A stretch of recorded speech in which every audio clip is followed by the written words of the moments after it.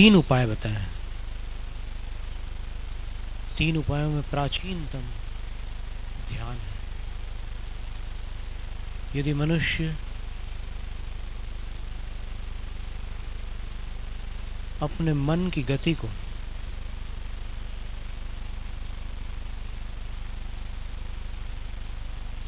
राग द्वेष के विभिन्न साधनों से हटाकर थोड़ा अंतर्मुख कर ले,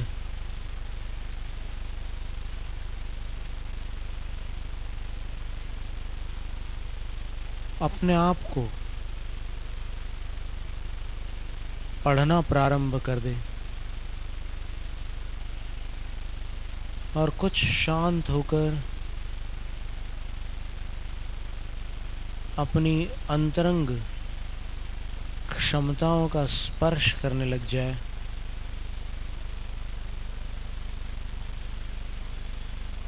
किसी विधि विशेष को न पकड़कर सहज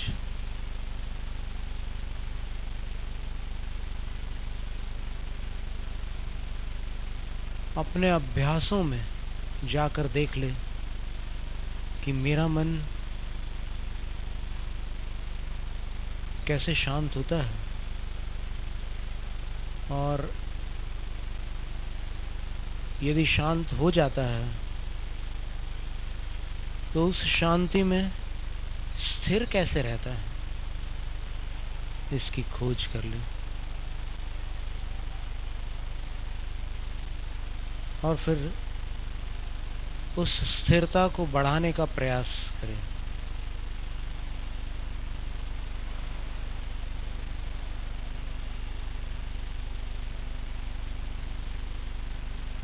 कल्पनाओं में या किसी के थोपे हुए सिद्धांतों में न भटके,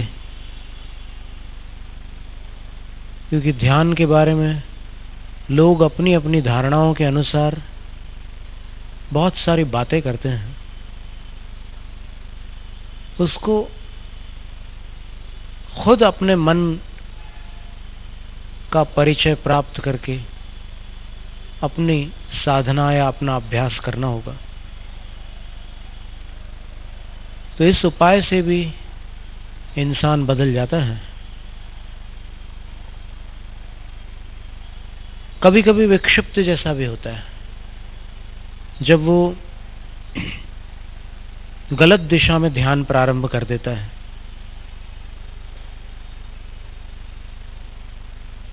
पागल जैसा भी हो जाता है, तो उस तरफ नहीं जाना है। मात्र कमर, पीठ, गर्दन यानी सारी रीढ़ को सीधा करके हथेलियों को ऊपर की ओर करके घुटनों पर रखना है और शरीर को बाईं और दाहिनी ओर बराबर संतुलन में ले आना है। वो बैठने के बाद कुछ समय में आपको एहसास होगा, आप बैठ रहे हैं, आपको लगेगा कि एक तरफ थोड़ा खिंचाव आ रहा है। वो इस तरफ भी हो सकता है, उस तरफ भी हो सकता है। तो उसको बैलेंस कर लेना, संतुलित कर लेना, बराबर कर लेना। फिर सहज बैठना है।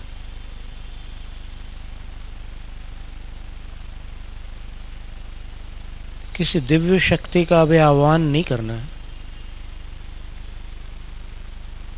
अपना अभ्यास करना है। अभी कोई सिद्धि प्राप्त करने का लोभ भी नहीं रखना है।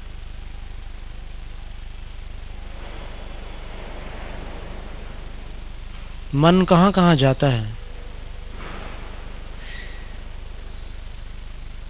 और क्या क्या करता है, उसका तमाशा देखना है।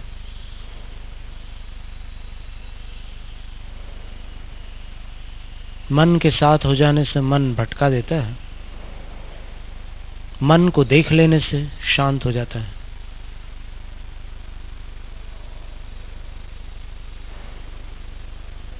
जी कृष्णमूर्ति कहते थे कि आप देख लेना, कोई भी विचार आप करते हो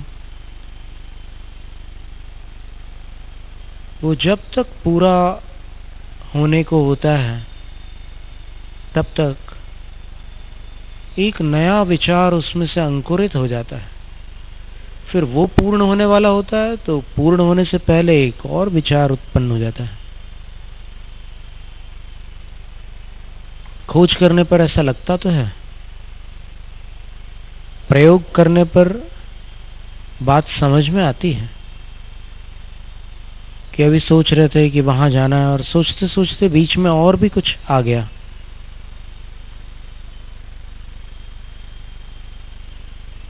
विचार करने वाले को ऐसा लगता है कि इतना पर्याप्त है, अब दूसरा विचार कर सकता हूं मैं, और दूसरा करता है, फिर तीसरा, चौथा। श्रृंखला टूटती नहीं है, उसको देखते जाना है।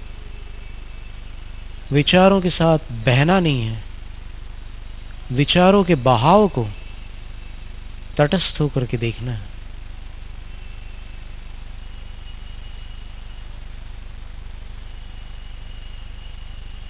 बहुत सारी शक्तियां अपने अंदर हैं,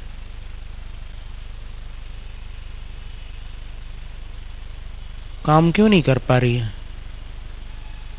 ऐसा क्यों नहीं लगता कि अपने अंदर बहुत सारी शक्तियां हैं? उसका कारण है अनेक शक्तियां अभी रुकी हुई है, अवरुद्ध है, अटक गई है। कुंडलिनी योग सिखलाने वाले चक्रों को खोलने की बात करते हैं। रेकी दीक्षा में भी कुछ चक्रों को खोलने की चर्चा आती है। ऐसा कहते हैं कि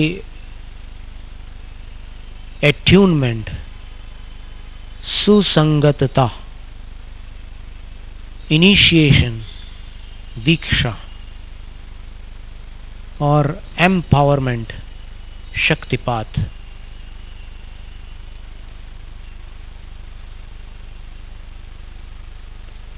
इससे चक्र खुलते हैं, ऊर्जा जागृत हो जाती है और प्रवाहित भी होने लगती है। जैसे कुछ रेकी मास्टर्स का कहना है कि फर्स्ट डिग्री में, प्रथम स्तर में, जिसको शोदेन कहते हैं, SHODEN, जापानीज शब्द, इसमें रेकी की दीक्षा ऊपर से नीचे की ओर होती है। सबसे पहले ये सहस्रार चक्र को खोला जाता है, तो उसके साथ में फिर आज्ञा चक्र, विशुद्धि चक्र और अनाहत चक्र, इनको भी खोलते हैं। तो प्रथम स्तर में ये 4 चक्र खुलते हैं और फिर प्रवाह चालू हो जाता है। फिर हृदय से हाथों के माध्यम से, हथेलियों से निकलता है। यहाँ पर एक माइनर चक्र बोलते हैं। शरीर के कुछ मेजर चक्र हैं और कुछ माइनर चक्र हैं, बड़े चक्र, छोटे चक्र। बड़े चक्रों की जो आकृति बतलाते हैं वो ये हम शास्त्रों से नहीं बता रहे, जानकारों से जो सुनने मिली है जानकारी, वो आपके सामने रख रहे हैं। वो अपनी मुट्ठी के बराबर, जैसे अपना जो हृदय होता है अंदर, वो बिल्कुल अपनी मुट्ठी के बराबर होता है। उसी प्रकार ये सारे चक्र अपनी मुट्ठी के बराबर होते हैं। कभी सिकुड़ जाते हैं, कभी फैल भी जाते हैं, कभी मिस अलाइन भी हो जाते हैं, स्थानांतरित हो जाते हैं। तो उन सबको व्यवस्थित करने की प्रक्रिया होती है। कुछ साधनाएं, अभ्यास भी होते हैं, कुछ चिन्ह भी होते हैं, संकेत चिन्ह होते हैं, उनसे भी ये कार्य संपन्न होता है। तो ये मुट्ठी बराबर, ये सहस्रार चक्र आधा सिर के अंदर है और कुछ बाहर भी है। बिल्कुल ऊपर वाले हिस्से में क्राउन चक्रा बोलते हैं अंग्रेजी भाषा वाले। और फिर इधर जो अंदर है ललाट, दोनों भ्रुकुटियों का जो भ्रू मध्य है उससे 1.5 सेंटीमीटर ऊपर 1.5 सेंटीमीटर ऊपर की ओर और बिल्कुल भीतर की तरफ अंदर, जहां ये सहस्रार था उससे ठीक नीचे ब्रो चक्रा बोलते हैं। यहाँ पर क्राउन चक्रा, ब्रो चक्रा अंग्रेजी में हो गया और अपने संस्कृत में योग दर्शन के अनुसार सहस्रार चक्र और ये आज्ञा चक्र। इसके बाद गले में थ्रोट चक्र बोलते हैं, मुट्ठी के बराबर आकृति है उसको। यहाँ पर भारत में विशुद्धि चक्र बोलते हैं, विशुद्धि चक्र। और इसके बाद यहाँ पर हृदय स्थल पर अनाहत चक्र है, हार्ट चक्र। और उससे नीचे नाभि स्थल पर, नाभि से कुछ ऊपर, भारत में जिसको मणिपुर चक्र कहते हैं, वहां पर सोलर चक्र बोलते हैं, सोलर। और फिर उससे कुछ नीचे, यानी नाभि से ठीक, चाइनीज लोग, जापानीज लोग बोलते हैं कि ठीक 3 अंगुल नीचे, अपनी नाभि पर ऐसे ये उंगली रख ली और 3 अंगुल नीचे की तरफ और भीतर, बस उसी लाइन के अंदर की तरफ अगर आप रेखा बना लो, जहां सहस्रार था एकदम ऐसे बीचों बीच रेखा बना ली नीचे, तो उसी रेखा में सारे चक्र आएंगे। नाभि चक्र नाभि पर नहीं होता, भीतर की ओर होता है, उधर में, एब्डोमेन में। एनर्जी सेंटर से वॉर्टेक्स ऑफ एनर्जी है, घूमती हुई ऊर्जाएं हैं उसके अंदर, वो अंदर की तरफ है, मणिपुर कहते हैं। मणिपुर से नीचे, नाभि चक्र से 3 अंगुल नीचे स्वाधिष्ठान चक्र है। इसको चाइनीज लोग बहुत ज्यादा महत्व देते हैं, टैंटियन बोलते हैं, टैंटियन। हारा चक्र भी बोलते हैं, हारा। अंग्रेजी में सैक्रल चक्र बोलते हैं, सैक्रल। मेडिकल वाले जानते होंगे कि ये पीछे की जो हड्डी होती है उसको सैक्रम कहते हैं, कमर वाली, और बस उसी के आसपास का जो चक्र है वो सैक्रल चक्र है। और सबसे नीचे जो एक सिवनी नाड़ी कहलाती है, योगाभ्यास करने वाले जानते हैं कि सिद्धासन लगाते समय जहां अपनी एड़ी टिकती है, उस स्थान पर जो अंतिम चक्र होता है, थोड़ा भीतर की तरफ, यही मुट्ठी के बराबर, मूलाधार। संस्कृत में उसको मूल कहा, और आधार शब्द तो आप जानते ही हैं, सपोर्ट, सहारा, आलंबन। अंग्रेजी में उसको रूट चक्र कह दिया। Crown, bro, throat, heart, solar, हारा, रूट, ऐसे 7 नाम दे दिए। और 7 के रंग भी बता दिए उन्होंने, अलग अलग रंग हैं। ऊपर से नीचे की तरफ इंद्रधनुष के, मेघ धनुष के जो 7 रंग होते हैं, विबग्योर, बच्चों को स्कूल में पढ़ाया जाता है, रेनबो कलर्स, सबसे ऊपर वायलेट कलर, क्राउन चक्र। ब्रो चक्र, Indian colour, deep blue. Throat चक्र, ब्लू कलर। सहस्रार, जामुनी, ये बैंगनी। आज्ञा, गहरा नीला। विशुद्धि चक्र, थ्रोट चक्र, नीला। हृदय चक्र, हार्ट चक्र, अनाहत चक्र, हरा। नाभि चक्र, सोलर चक्र, मणिपुर चक्र, पीला। स्वाधिष्ठान चक्र, नारंगी, ऑरेंज कलर। और सबसे नीचे जो रूट चक्र है वो रेड है, लाल।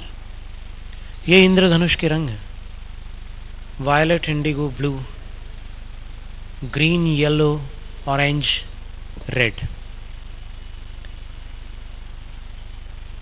तो ध्यान में बैठते समय अपन ध्यान जहां भी केंद्रित करेंगे वहां अपनी ऊर्जा भी केंद्रित होगी। इस बात की आपको सावधानी रखनी है।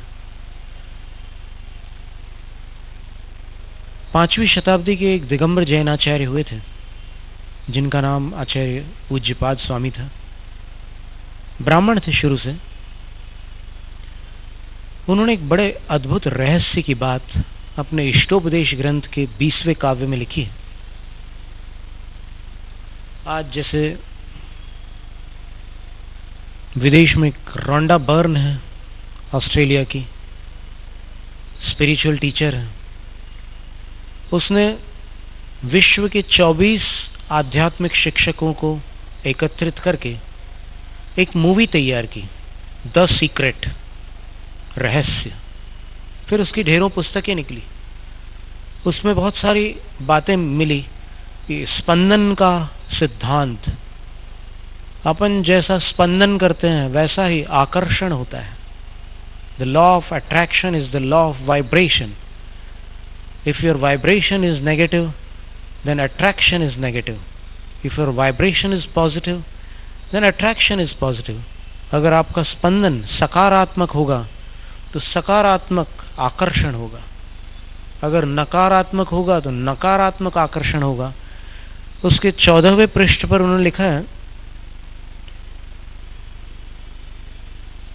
कि मैं नहीं चाहता कि मेरे कपड़ों पर कुछ भोजन या कोई ऐसी चीज गिर जाए और दाग पड़ जाए।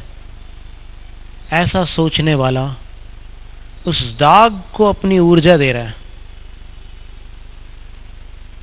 और आकर्षण का नियम ये कह रहा है कि उसके चाहने न चाहने से घटना नहीं घटित होगी। वो जिस पर ध्यान केंद्रित किए हुए हैं वो चीज उसके जीवन में खिंच कर आएगी, आना पड़ेगा उसको। तो वो कह रहा है कि मैं दाग नहीं चाहता। तो आकर्षण का नियम कहता है कि तुम्हें दाग पड़ने वाला है, और जितनी तीव्रता से वो ऐसा सोचता है उतनी जल्दी वो घटना होती है। इसलिए उनका कहना यह है, कटारिया ऑटोमोबाइल्स के डायरेक्टर नवीन जी ने उस पुस्तक को पढ़ने के बाद एक वाक्य में उसका सार ये बतलाया कि अपने को वही वाक्य बोलने हैं या सोचने हैं जो अपन चाहते हैं, जो अपना लक्ष्य है। नहीं बोलने से वो चीज दूर नहीं होती, बल्कि उस चीज पर ध्यान देना जरूरी है जो अपना लक्ष्य है। बाधाओं पर ध्यान देने से बाधाएं आती हैं, लक्ष्य पर ध्यान देने से लक्ष्य प्राप्त होता है। जैनम जयतु शासनम, जैनम जयतु शासनम, जैनम जयतु शासनम।